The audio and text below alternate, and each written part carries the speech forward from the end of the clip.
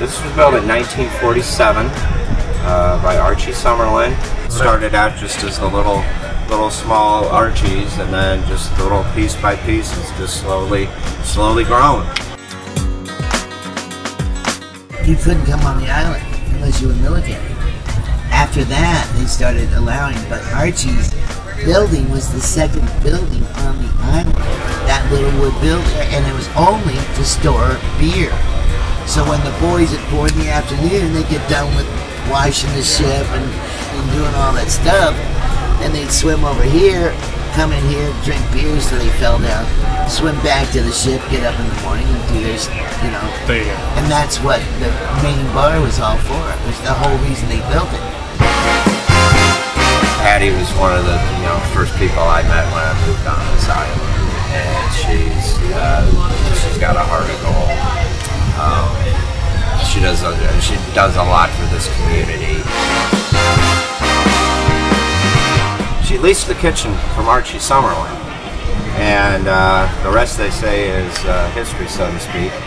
I came down to Archie's for a burger, and the first day the lady said, "Oh, the cook didn't show up." And the second day I came down and she said, "Oh, the cook didn't show up." And the third day I said, "Why don't I lease the kitchen?"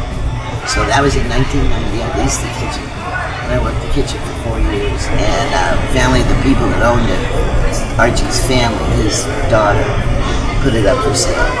Just from that little kitchen, she's really developed this into what you see today.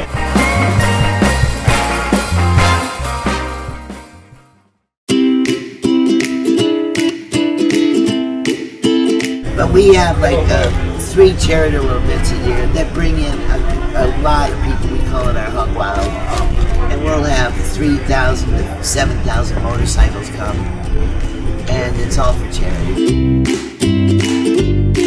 When I first entered this back deck, I had tables out. 4 guys from Ocean Village got off their golf game, they're drinking a beer, getting ready for their munchie burgers, and they're sitting in the back.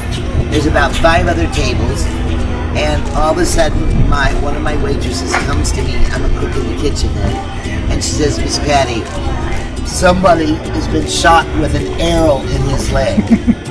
An arrow, a bow and arrow is in this man's leg. And it's like, oh my God, I've just lost Archie's. So the second house, they had a boy, 16, that was shooting practice dart arrows. It went through the fence, through an 8-top, into this guy's leg. And I came out, and the man's sitting there, and he's got his hand on this arrow in his leg. I of course, insisted that the paramedics come, and when they did, the only thing he insisted was that he gets to finish 2 pitchers of beer and have his order of munchies before they come and take him to the hospital. So, in 2004, we had a storm that dumped out 21 inches of rain. Once the roofs were gone, the water started coming in, and there was nothing I could do.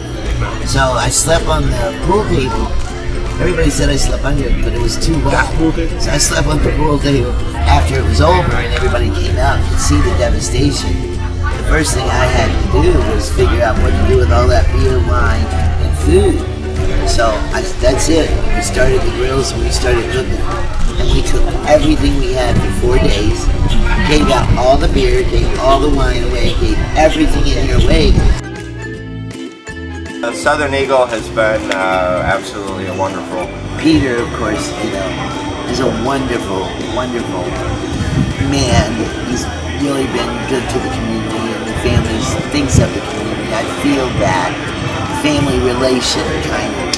And they've certainly worked with me as a member of their family. Like I said, I've known her long before I started working for her, and I'm just honored and thrilled to be part of this with her. And I got the greatest job in the world. I'm not going anywhere either.